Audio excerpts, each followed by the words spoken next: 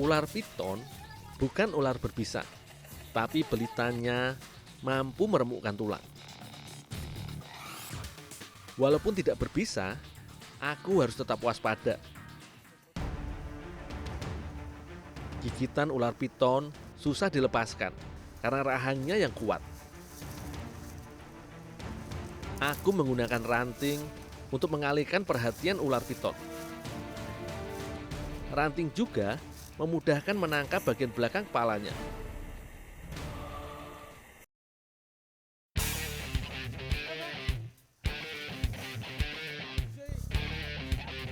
Wah, iki pas kemarau, mesti dia metu golek banyu. Walah, pantesan. Lho jenengan ngapa to, Mbak, golek aku? Iki lho, aku ki butuh gadung. Lho gadung lagi tak duduk kok. Lah arep dienggo apa to? Arep nggo gawe kue-kue basah kan lho. Engko tak terke weh.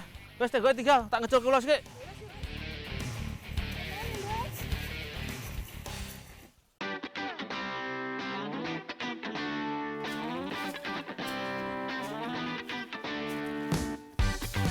Enaknya tinggal di dekat hutan, bisa memanfaatkan beragam sumber daya alam yang ada. Kebetulan, Mbak Ade memintaku untuk mencari gadung sebagai bahan kue.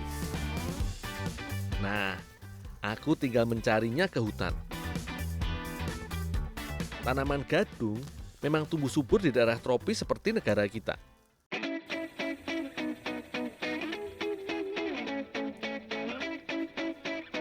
Aku ingat, gadung termasuk umbi yang bisa berbahaya dikonsumsi kalau pengolahannya tidak tepat. Gadung mengandung racun yang bisa menyebabkan pusing, mual, muntah, diare dan sesak napas, bahkan kematian.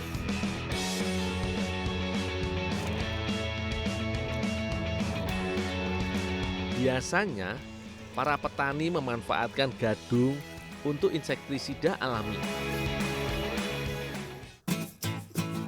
Semakin tua umbi gadung, semakin tinggi kandungan dioskorin dan asam sianidanya.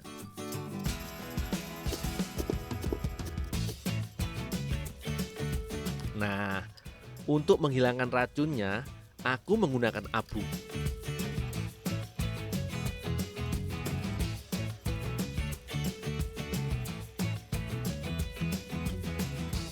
Setelah diperam semalaman dengan abu, gadung dibelas air bersih.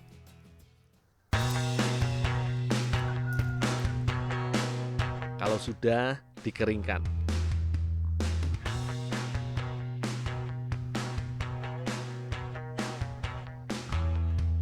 Penjemuran biasanya hanya memakan waktu sehari, tergantung dari teriknya matahari. Gadung akan dijadikan pengganti tepung terigu. Jadi, tidak bisa langsung memakan gadung utuh.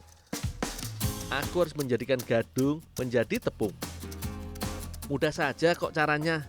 Tinggal menumbuk sampai halus, lalu diayak atau disaring.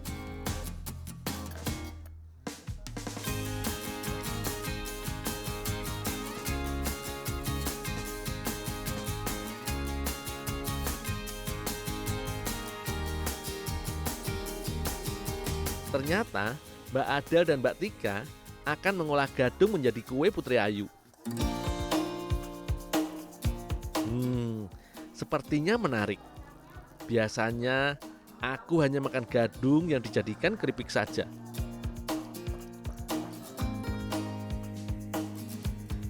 Mbak Del, ini tepung gadungnya, Mbak. Oh iya, suwun ya, Ndul. Oh, ya, Mbak. Tepung gadung akan dicampur telur, gula, santan, dan pengembang.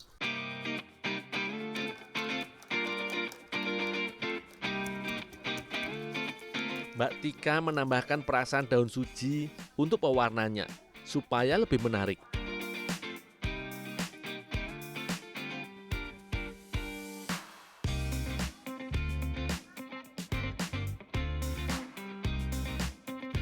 Ini dia adonan yang siap dicetak.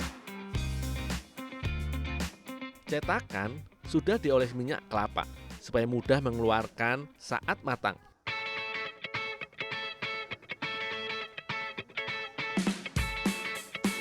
Setelah itu Baru adonan Putri Ayu.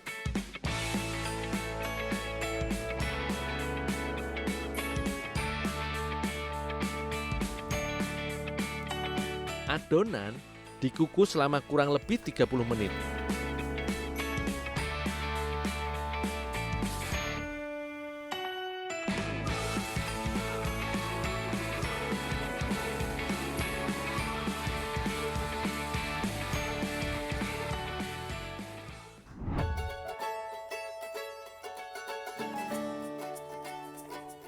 Berarti habis dipetik ini langsung disortir ya Pak ya? Ya langsung Disortir.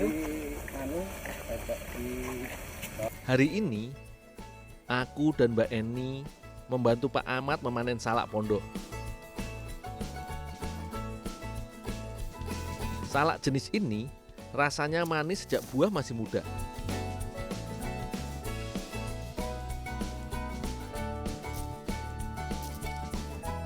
Salak pondok menjadi primadona karena lebih produktif dibandingkan jenis salak lain.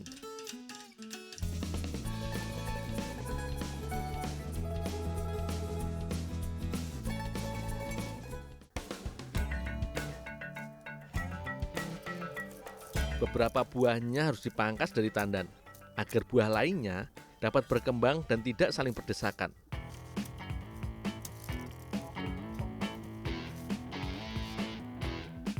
Oh iya, waktu terbaik memanen saat umur buahnya 5,5 bulan.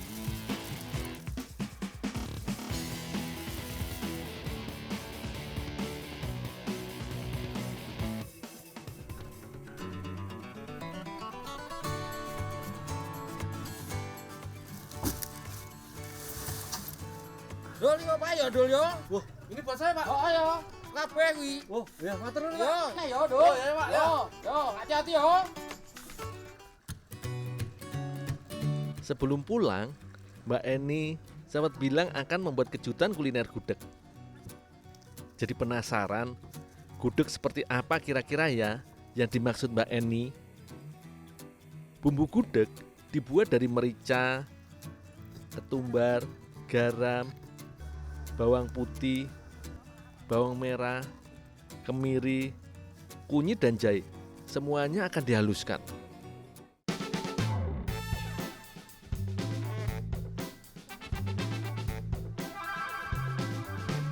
Untuk kuahnya menggunakan santan kental.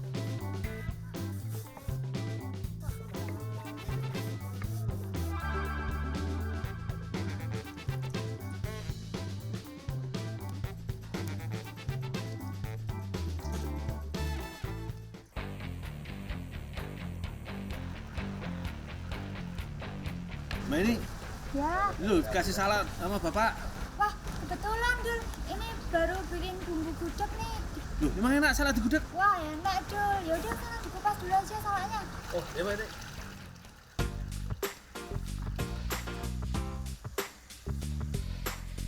Biasanya, gudeg terbuat dari gori atau buah nangka muda. Aku baru tahu ternyata salak bisa diolah menjadi gudeg.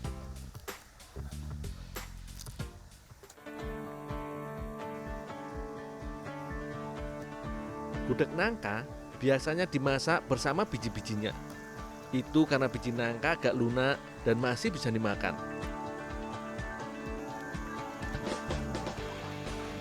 Nah, kalau biji salak tidak ikut diolah jadi gudeg karena terlalu keras. Tugasku mengupas dan mengeluarkan biji salak.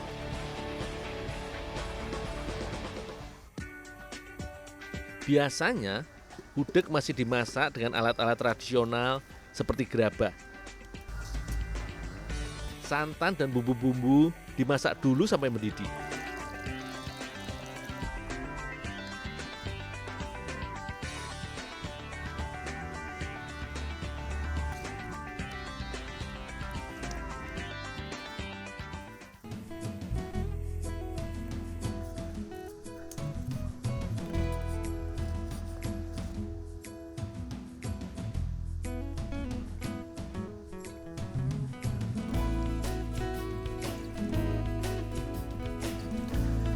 Mbak, ini salahnya, Mbak. Oh ya, Dul, makasih. Oh ya.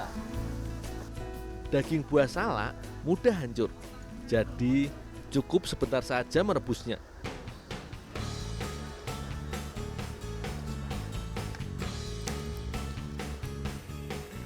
Untuk pelengkap, bisa ditambahkan telur ke dalam gudeg. Selanjutnya, ditutup daun jati muda. Daun inilah yang membuat gudeg berwarna merah kecoklatan.